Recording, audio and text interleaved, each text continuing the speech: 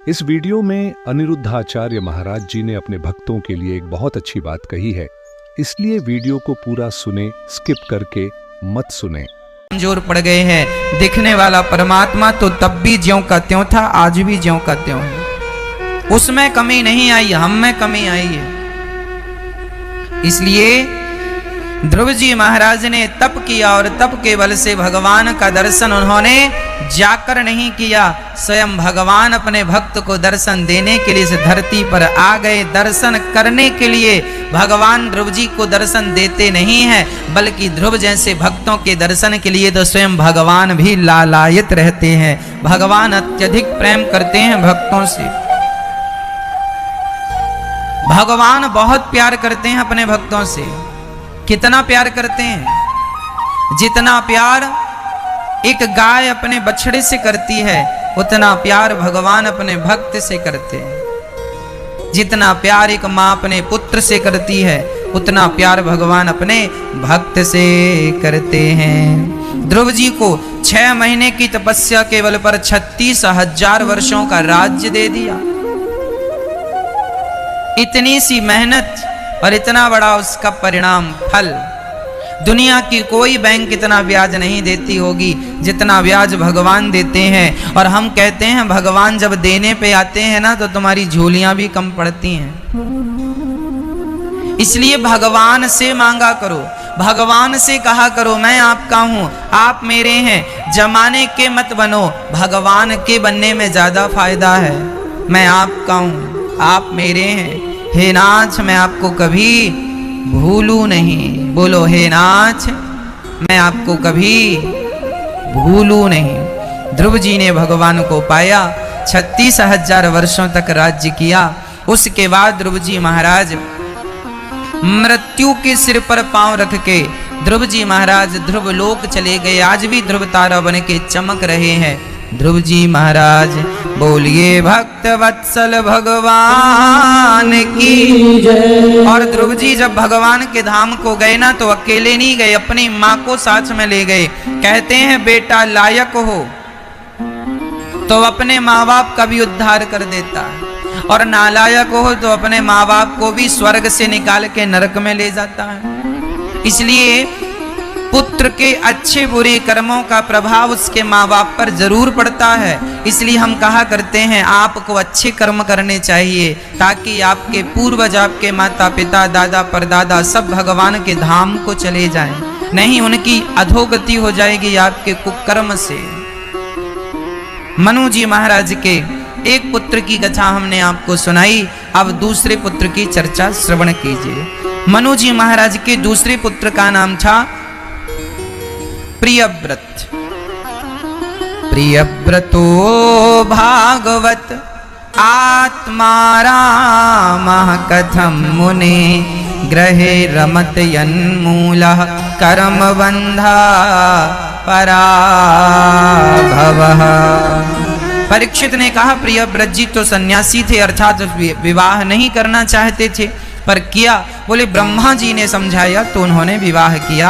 और श्री प्रियव्रत जी का विवाह विश्वकर्मा की पुत्री वर्हिष्मती से हुआ, जिनके पुत्र हुए आग्नेद्र। आग्नेद्र के नाभि के अंग। फिर ऋषभ देव जी का प्राकट्य हुआ। ऋषभ देव जी के सब 100 बेटे थे। सारे बच्चों को ऋषभ देव जी ने दिव्य उपदेश दिया। नायम देहो देह भाजाम नरलोके कष्टान कामान नरहते विरभुजाम ये तपो दिव्यम पुत्रकाये न सत्वम सुद्यै दस्मात् ब्रह्म सौख्यम त्वनंतम। ये मनुष्य का शरीर हमें क्यों मिला है, इस पर कहा है ऋषभ देव भगवान ने। ऋषभ देव जी अपने बच्चों को बिठाते हैं और दिव्य उपदेश करते हैं। पिता का धर्म क्या है जानते हैं? सिर्फ पुत्र को जन्म दे देना ये धर्म नहीं है। पिता का धर्म है बच्चों को ऐसी शिक्षा दो जिससे वह अपना तो कल्याण करें, अपने आने वाले बच्चों का और पीछे पूर्वजों का भी कल्याण करें। ऐसी शिक्षा, ऐसे संस्कार दो जो अपने बच्चों को केवल पेट भरने की विद्या ना सिखाना। पेट भरना तो पशु पक्षी भी जानते हैं। और आजकल के माँ बाप बच्चों को क्या सिखाते हैं? केवल पेट भरना। बेटा कैसे भी कमा के खा लेना, अरे खाना तो पशु पक्षी भी सिखा ही देते हैं अपने बच्चों को। शेरनी का जो बेटा है ना शावक, उसे भी माँ शिकार करना सिखाती है।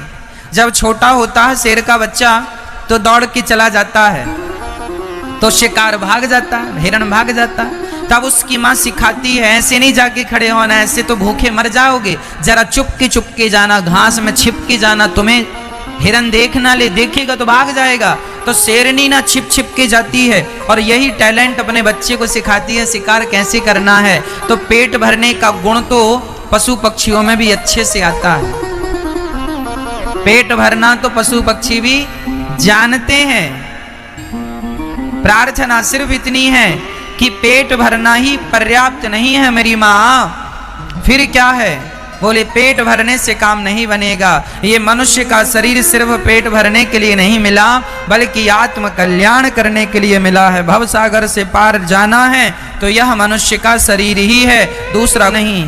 केवल भगवान का नाम ही आपको भव सागर से पार लगाने वाला है। इसलिए केवल नाम का आश्रय लो, केवल भक्ति का आश्रय लो। ऋषभ देव जी के उपदेश से 100 बच्चों में सबसे बड़े श्री भरत जी महाराज को दिव्य ज्ञान हुआ, न तो योगेश्वर हो गए। और भरत जी महाराज ने सब कुछ छोड़कर, राजपाट छोड़कर, भरत जी सब छोड़कर, पत्नी पुत्र राज्य सब छोड़कर गंडकी के तट पर भगवान का चिंतन करने लगे।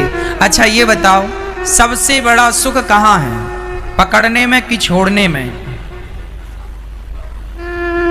सुख ज्यादा पकड़ने में है कि छोड़ने में? बोलो मेरी माँ। चलो प्रैक्टिकल कर लेते हैं। आप अपना एक हाथ दूसरे हाथ से जरा पकड़ो, एक हाथ को दूसरे हाथ से कस के, ऐसे पकड़ो, ऐसे पकड़ो, जोर से ऐसे पकड़ो, कस के, और जोर से दबाओ, और जोर से दबाओ मैया, और जोर से दबाओ, पकड़ो बेटा, और जोर से दबाओ, और जोर से, और कस के दबाओ। अब जरा छोड़ दो। अब बताओ, अभी आपने पकड़ा था, पकड़ने में अच्छा कंफर्टेबल लग रहा था कि छोड़ने में? पकड़ने में अच्छा था कि छोड़ने में? क्या है, पकड़ने अच्छा था कि छोड़ना अच्छा है? वही हम कह रहे हैं, पकड़ने में आप सुखी नहीं थे, छोड़ने में आप सुखी हैं। संसार को आपने पकड़ रखा है, यही आपके दुख का कारण है। जिस दिन संसार को छोड़ दोगे उसी दिन सुखी हो जाओगे। आप सुखी क्यों नहीं हैं? क्योंकि आपने पकड़ के रखा। किसने कहा आपको पकड़ने के लिए? किसी ने नहीं, जबरदस्ती। ज्यादा होशियारी है आपकी, बहुत होशियार बनते रहते हैं। एक गधा था, धोबी ने कपड़ों का गट्ठा लादा और धोबी घाट ले गया। आज संयोग से गधे को बांधने की रस्सी धोबी भाई साहब घर में भूल गए। अब गधे को बांधे कैसे? अब तालाब में गधा खड़ा, अब कैसे बांधे? धोबी परेशान थे। तभी एक संत जी वहां से गुजरे। संत जी ने कहा, भैया क्या हुआ? धोबी ने कहा कि आज हम जरा रस्सी भूल गए। संत जी ने रस्सी तो नहीं दी पर उपाय दे दिया। सुनो, तुम रोज गधे को कहाँ बांधते थे? बोले यहाँ पर। तो आज भी बांध दो। अरे बोले रस्सी नहीं लाए। अरे झूठ मूठ का बांध दो, गधा है, उसे थोड़ी पता कि तुम रस्सी भूल गए हो। रस्सी भूल गए हो ये बात तुम्हें पता है, गधे को नहीं पता। तो गधे को वहां खड़ा किया, झूठ मूठ का उसके गले में हाथ डाला और जैसे रोज सच्ची का बांधता था आज झूठ मूठ का बांध दिया। अच्छा, गधे को लगा मैं बंध गया, क्योंकि गधा तो गधा। सारे कपड़े धुल दिया धोबी ने, देखा गधा जहां की तहां खड़ा। अच्छा, गधे को लगा मैं बंधा हूं। सारे कपड़े धुल कर धोबी ने गट्ठा उठाया और धोबी ने गधे की पीठ में रखा और गधे को एक लाठी मारी, चल गधा आगे ना बढ़े। तब तक महात्मा जी आए। धोबी ने कहा, महात्मा जी आपने क्या मंत्र पढ़ा? गधा तो आगे नहीं चलता। संत जी ने कहा, तूने ये बता इसे खोला कि नहीं? तू ये बता इसे तूने खोला कि नहीं? धोबी ने कहा, मैंने तो नहीं खोला, जब बांधा ही नहीं तो खोलूं कहां से? संत ने कहा, बांधा नहीं था तो बांधने का नाटक तो किया था, अभिनय तो किया था, खोल मत। खोलने का अभिनय तो कर, ये गधा है। गधे के गले में झूठ मूठ का हाथ डाला, उसे लगा खुल गया तो गधा चल पड़ा। अच्छा, गधा बंधा नहीं था, लेकिन उस गधे ने अपने आप को बंधा हुआ मान रखा था। उसी प्रकार वो गधा और कोई नहीं है। हम सभी वो गधे हैं जो बंधे नहीं हैं, लेकिन अपने आप को बंधा हुआ मान रहे हैं। आप अपने आप को मानते हैं बंधा हुआ, मैं पत्नी से बंधा हूं, पति से बंधा हूं, पुत्र से बंधा हूं, पुत्री से बंधा हूं, जिम्मेदारियों से बंधा हूं। आज की आज आपकी मौत आ जाए और मरना हो तो बताओ जाओगे कि नहीं? जैसे खड़े हो वैसे ही जाओगे, जाना पड़ेगा। मतलब तुम बंधे नहीं हो, लेकिन सारी जिंदगी अपने आप को बंधा हुआ समझ रहे थे। सारी जिंदगी आपकी अज्ञान में निकल जाती है। कोई किसी से बंधा नहीं है, लेकिन मान बैठे हैं उस गधे की तरह कि हम बंधे हैं। इसलिए हम आपसे प्रार्थना करते हैं कि बंधन चाहते ही हो तो भगवान की भक्ति का बंधन स्वीकार कर लो, भगवान के हो जाओ। भगवान के बंधन में रहोगे तो फिर भी कल्याण है। संसार के बंधन में तो किसी का कल्याण नहीं हुआ, तुम्हारा क्या होगा? आज मैं ये सवाल अपने आप से कर रहा था, जैसे माना कि आप लोग अपनी पत्नी को, पति को, पुत्र को, परिवार को, वस्तु को मानते हैं, ये मेरी है।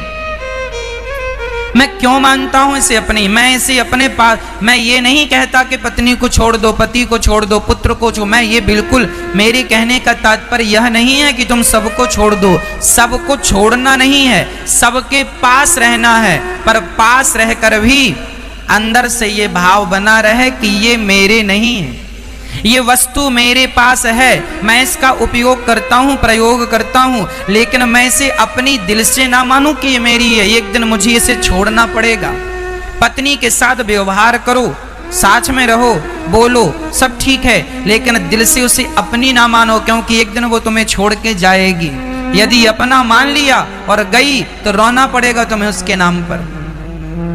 तुम्हारा पति है, उसके साथ व्यवहार करो, बोलो, चालो, सब निभाओ व्यवहार संबंध, लेकिन उसे अपना ना मानो।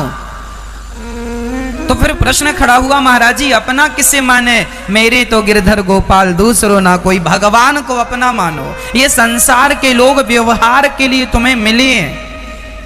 ट्रेन में तुम्हें सीट मिलती है, रिजर्वेशन कराया है तो सीट मिली है बैठने के लिए। अब तुम दावा ठोकने लग जाओ ये सीट मेरी है, तो बताओ कितनी देर के लिए तुम्हारी है? उतनी देर के लिए तो है जितनी देर तुम्हारा स्टेशन नहीं आया। स्टेशन आ गया, उसके बाद स्टेशन निकल गया, अब कहो कि हमारी है, दूसरा दावा ठोकेगा ये मेरी है। जिससे 10 मिनट पहले तक तुम अपनी कह रहे थे, तुम्हारा स्टेशन आने तो दो, स्टेशन तुम्हारा निकला कि दूसरा आदमी दावा ठोकेगा ये सीट मेरी है, हाँ या ना? हाँ या ना? फिर तुम्हारा, तुम झूठे ही कहते थे ये मेरा है। अरे पागल, बैठने के लिए सीट मिली है, बैठो। यात्रा करने के लिए मिली है, यात्रा करो, पर मेरी है, मेरी है, ये पागलपन क्यों? पत्नी भी सीट है एक प्रकार की, पति भी सीट है एक प्रकार की, पुत्र भी सीट है एक प्रकार की। व्यवहार निभाओ, यात्रा में हो यात्रा करो। ये सब यात्रीगण है, पत्नी यात्रीगण है, पति यात्री है, पुत्र यात्री है, सब यात्राएं अच्छी हैं, लेकिन अब आप दावा ठोको ये मेरा है। चलो ठीक है, जिस बेटे को तुम आज कहती हो ना ये मेरा बेटा है, तुम्हारा स्टेशन आने दो, कुछ दिन बाद पत्नी का स्टेशन आएगा, पति चढ़ जाएगी और कहेगी ये पति मेरा है। तुम्हारा अधिकार खत्म, पत्नी का चालू, हाँ या ना? मेरा। इसलिए कहता हूं व्यवहार तो निभाओ, पर अपना ना मानो। मानोगे तो रोना पड़ेगा। ना पुत्र तुम्हारा है, ना पति, पति का स्टेशन आएगा, पति भी उतर जाएगा। रोती रहना कि पति चला गया। क्या तुम्हें पता नहीं था कि एक दिन तुम्हारे पास जितने लोग हैं सब मरेंगे? याद रख लो, कान खोल के सुन लो, जितने लोग तुम्हारे साथ हैं सब एक दिन मरेंगे। मानो ना मानो, मर्जी आपकी है। इस सच्चाई से कब तक भागोगे? आदमी सोचता मैं मरूं ही ना। अरे कैसे नहीं मरेगा? तेरे बाप दादे मर गए, तू नहीं मरेगा? कब तक जिएगा? और जी के इतना करेगा भी क्या?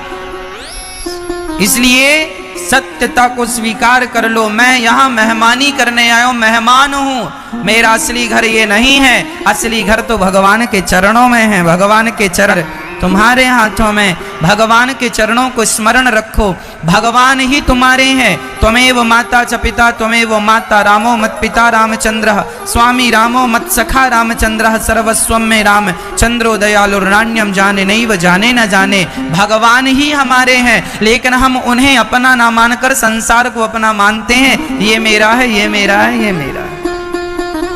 अब तुम ही अज्ञान में जीते हो तो हम करें क्या, भगवान करें क्या? तुम जो रोते हो ना, तुम्हारे रोने के जिम्मेदार तुम ही हो। इतनी मोह ममता काहे फैलाते हो? क्यों नहीं ज्ञानमय जीवन व्यतीत करते? मैं ये नहीं कहता सब छोड़ दो, सबके बीच में रहो, पर सबके बीच में रहकर ये मान के चलो कि ये मेरे नहीं, गोविंद मेरे हैं, भगवान मेरे हैं। कमल कीचड़ में रहता है लेकिन कीचड़ को अपना नहीं मानता, कीचड़ को गले नहीं लगाता। कीचड़ की बूंद गिर भी जाए तो कमल उसे नीचे गिरा देता है। जैसे कमल कीचड़ में रहता हुआ खिला रहता है, वह आकाश की तरफ देखता है, उसी प्रकार संसार के कीचड़ में रहते हुए भी सदा दृष्टि भगवान के चरणों में रखनी चाहिए। इससे नाता एक राम जी से दूजा नाता तोड़ दे, आशा एक राम जी की दूजी आशा छोड़ दे। अब इस सच्चाई को स्वीकार ना करो, सत्य को गले ना लगाओ, तो फिर तुम्हारे रोने का, तुम्हारे दुख का जिम्मेदार तुम स्वयं ही हो। कोऊ ना काहू को सुख दुख कर दाता, निज कृत कर्म भोग सब भ्राता। हर व्यक्ति अपने किए हुए कर्मों का फल भोगता है, अच्छे का अच्छा, बुरे का बुरा, और आरोप लगाता है भगवान ने दुख दिया। भगवान ने नहीं दिया, तुम्हारे अज्ञान ने, तुम्हारी मूर्खता ने तुम्हें दुख दिया, तुम्हारे बुरे कर्मों ने तुम्हें दुख दिया है। और तुम ठाकुर जी को, भगवान को आरोप लगाते हो, लगाती हो, भगवान ने दुख दिया। भगवान की कोई दुश्मनी थोड़ी है आपसे कि उन्होंने आपको दुख दिया। प्रिय भक्तों, भरत जी सब छोड़ करके गंडकी तट पर चले गए और वहां नारायण नारायण नारायण का उच्चारण करने लगे। श्री भरत जी महाराज का मन भगवान के श्री चरणों में लग गया। एक दिन क्या हुआ, देखो इस मन का भरोसा ना करना, ये मन कहीं लगाना मत। एक दिन भरत जी भगवान का नाम जप रहे थे नदी के किनारे, तभी उस नदी में एक मृग का बच्चा, मृगी का बच्चा बहता हुआ जा रहा था। भरत जी को दया आई, जल में कूद गए और उस मृग के बहते हुए बच्चे को बचाकर कुटिया पर ले आए। शायद नहीं बचाते तो वो बच्चा मर जाता, उस मृग की जान बचाना तो अच्छा था, पर भरत जी से गलती क्या हो गई, भरत जी उस मृग के बच्चे से मोहब्बत करने लग गए, प्रेम करने लगे। मेरा मृग, मेरा मृग, मेरा मृग। और अब उसे खिला रहे हैं, उसे आग में सेक रहे हैं, उसे पानी पिला रहे हैं, उसके हाथ फेर रहे हैं, उसको गले लगा रहे हैं, वो इनका मुंह चाट रहा है, ये उसे प्यार कर रहे हैं। मतलब जो समय भगवान के लिए था, अब वो समय मृग में जाने लगा, मृग में खर्च होने लगा। और मृग का इतना आकर्षण हुआ भरत जी पर, इतना प्रभाव डाला उस मृग ने कि भरत जी की जब मृत्यु आई तो भरत जी उस मृग का चिंतन कर रहे थे, मेरे बाद इस मृग का क्या होगा, मेरे बाद इस मृग का क्या होगा। और मृग का चिंतन करते करते करते करते भरत जी प्राण त्यागते हैं। और जब प्राण निकले तो भरत जी जैसे संत को मृग बन के आना पड़ा। क्या बन के आना पड़ा? अंते यामति सागति। मैं आपको सावधान कर रहा हूं, मरते समय पत्नी में, पुत्र में, परिवार में, नाती पोतों में मन ना लगाना, भगवान में लगाना। लगाओगे मन संसार में तो जहां लगा है वही बन के तुम्हें आना पड़ेगा। इसलिए भरत जैसे संतों की दुर्गति हुई तो हम और आप तो सामान्य जीव हैं, सामान्य व्यक्ति हैं। भारत जैसे तपस्वियों की दुर्गति हो गई, मृग बन के यमराज जी के पास गए। यमराज जी ने पूरा हिसाब किताब देखा, बोले आप मृग का चिंतन करते करते आए हैं, सो आपको मृग बन के जाना पड़ेगा। मृग बन के आ गए भरत जी। इसलिए कहते हैं मन यहां वहां ना लगाना, मन भगवान के श्री चरणों में लगाना, कोई फायदा नहीं। अच्छा, जब आदमी मरने लगता है ना, तब उसके रिश्तेदार, गांव वाले, मोहल्ले वाले आकर रोते हैं। आदमी मर रहा, सच्ची बताएं संसार वाले सुख से मरने भी नहीं देते। जब आदमी मरने की स्थिति में पहुंचता है तो उसे हिला हिला के कहते हैं हमें पहचानो, हमें पहचानो, हमें। अब क्या करेंगे तुम्हें पहचान के, मरने दो शांति से। मरते हुए आदमी को देखकर लोग पहुंचते हैं और उसका कोई हाथ पकड़ के हिला रहा, भैया हमें पहचानो हमें पहचानो। क्या करेंगे तुम्हें पहचान के? क्या होगा बताओ? मरता हुआ आदमी आपको पहचान भी लेगा तो क्या फायदा है आपका? मैया है कोई फायदा? इसलिए शांति से मरो, चक्कर में ना पड़ा। जब तक आदमी मर ना जाए रिश्तेदारों को फोन ना लगाया करो। ये रिश्तेदार आते हैं जबरदस्ती रोते हैं, कभी गिलास भर पानी नहीं दे। आप जरा 2000 रुपए मांगना अपने रिश्तेदारों से, मुकर जाएंगे और रोने बराबर आएंगे। 2000 की जरूरत पड़ जाए मुसीबत में नहीं देंगे, रोने बराबर आएंगे। ये काहे तुम भीड़ जमा करते हो? काहे इन लोगों को तुम बताते हो? जो आदमी तुम्हारे मुसीबत में तुम्हारे साथ नहीं था, अब वो आंसू बहाने आ रहे हैं और इनके चक्कर में कहीं तुम्हारी दुर्गति ना हो जाए। सुनना, जब आदमी मरने लगता है तो रिश्तेदार आते हैं, लोग आते हैं मोहल्ले, भैया हमें पहचानो। अरे तुमसे मांगा था भैया, जरा जरूरत है, जरा हमें 500 रुपये देना। नहीं है साहब नहीं है, जब मांगे थे तब दिया नहीं और अब रोने आ गए। बताओ, अब हिला रहे हैं पहचानो पहचानो। तुम्हें पहचानेंगे तो क्या फायदा होगा हमें? अब ये समय संसार के लोगों को पहचानने का नहीं है, अब ये समय भगवान को पहचानने का है। भक्तों, भगवान को पहचान लोगे तो जन्म और मृत्यु से छुटकारा पा जाओगे। और ये संसार, हाँ, 13 दिन बाद ये लोग हंसते नजर आएंगे, मुस्कुराते नजर आएंगे, मांग मांग के रसगुल्ले खाएंगे। एक और लाना, बढ़िया बनाया है। ये तो चाहते ही थे तुम कब मरो, कब तुम्हारे नाम के रसगुल्ले खाएं, और तुम जबरदस्ती इनमें मोह करते थे, मेरा ये मेरा वो। मरो तुम, ये रसगुल्ले खा रहे हैं। तुम देखते होंगे ऊपर से ना मरने वाला तो रोता होगा, हे भगवान इनके लिए हम मरते रहे, इनके लिए हम रोते रहे, जो ये रसगुल्ले छान रहे हैं। इसलिए ये झूठी मोह ममता में ना, ये सब झूठा है, ये मोह ममता सब झूठी है। भगवान में मन लगाओ, कल्याण होगा। इसलिए हमारे साधु संत बढ़िया सा कहते हैं, इतना तो करना स्वामी जब प्राण तन से निकले, गोविंद नाम लेकर मेरे प्राण तन से निकले। है ना?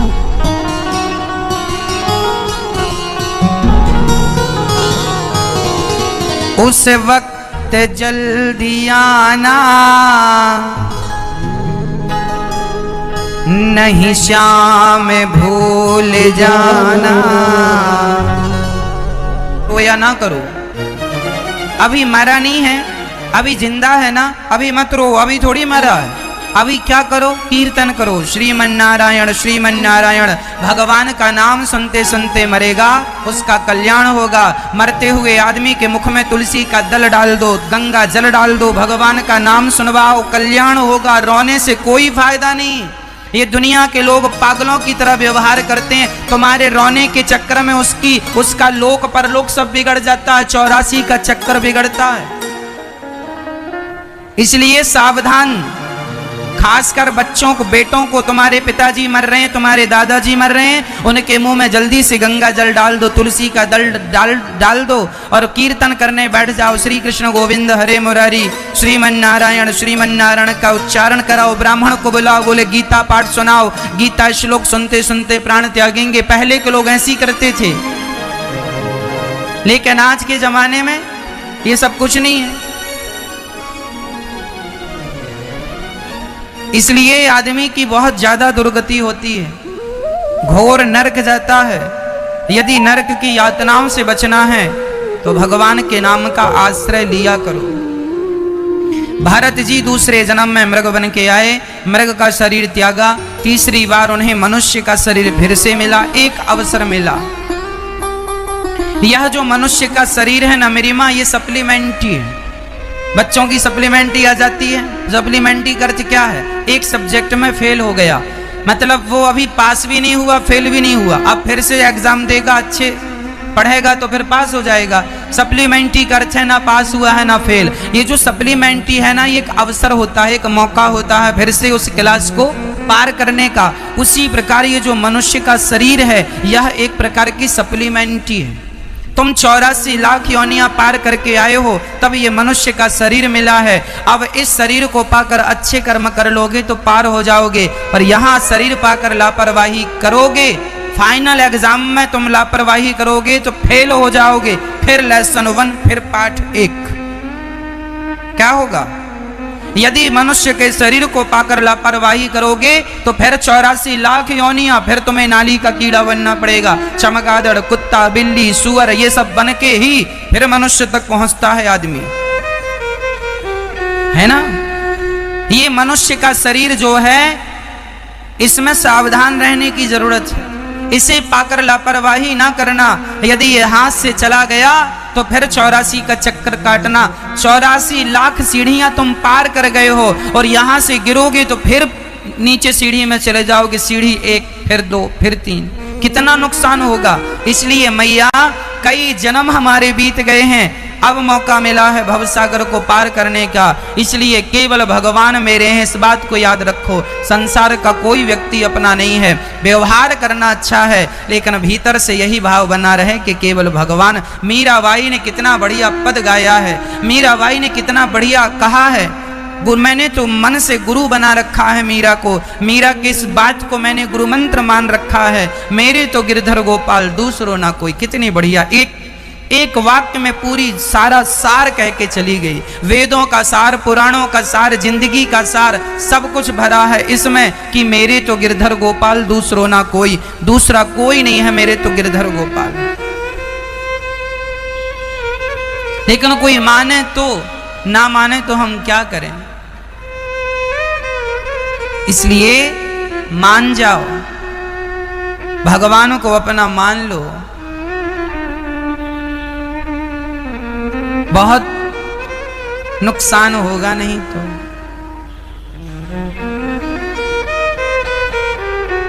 मीराबाई रोती है, मैं तो दर्द की मारी बन बन डोलूं, वैद मिले नहीं कोई, हैरी मैं तो प्रेम दीवानी, मेरो दर्द न जाने कोई। क्या दर्द है? बोले क्या बताऊं, कोई कर दे मेरा उपचार, कोई होए तो करे मेरा उपचार। अब कौन करे मेरा उपचार, है ना।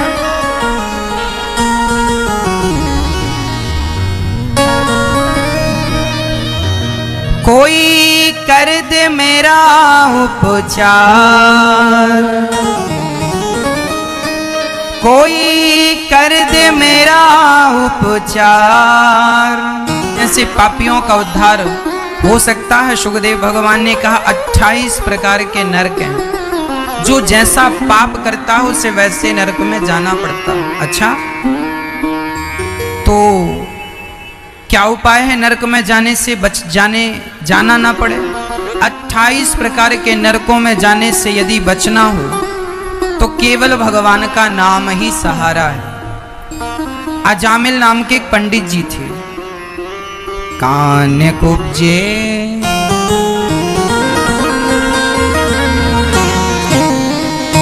कान कुब्जे ध्वजः कश्चिद्दासी पतिरजामिलः, नाम्ना नष्ट सदाचारो दास्याः संसर्ग दूषितः।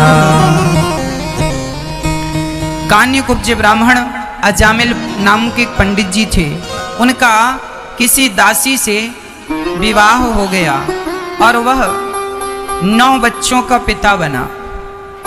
जब 10वीं बार वह दासी गर्भवती हुई तो अजामिल तो पापी था ही, पाप करता था। एक बार कुछ संतों ने इसके घर भोजन भिक्षा में लिया और भोजन जब लिया पता चला कि ये तो बहुत बड़ा पापी है, भगवान का नाम नहीं लेता। पर संत ने कहा कि हम जिसकी रोटियां खा लेते हैं उसका उद्धार करके ही रहते हैं। तो अजामिल के घर संतों ने भोजन किया तो अजामिल की पत्नी से कह दिया कि अपने पुत्र का नाम तुम नारायण रख देना, कल्याण हो जाएगा। अब अजामिल का बेटा हुआ, नाम नारायण रखा। अब नारायण नारायण कहने लगा तो धीरे धीरे जितनी बार वह नारायण कहे उसके उतने पाप नष्ट होने लगे। भगवान का नाम कोई जान कर ले, धोखे से ले, वो नाम अपना प्रभाव दिखाता ही है।